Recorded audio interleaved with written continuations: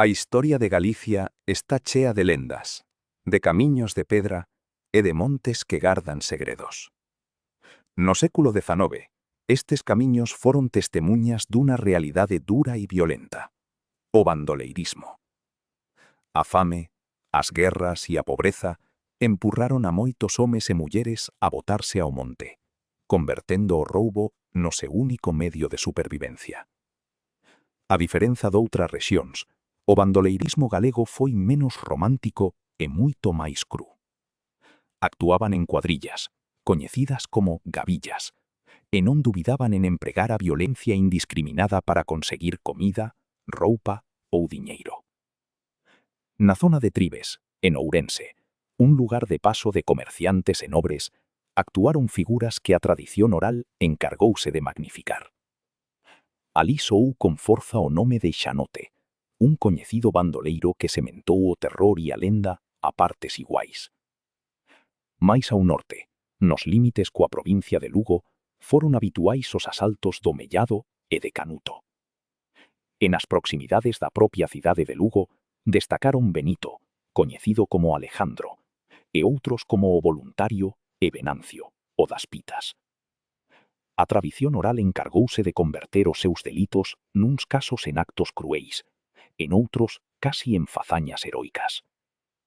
Un dos máis temidos nos montes lufenses foi Francisco, cuxa gavilla operaba entre Lourenzá e o Valadouro con gran violencia.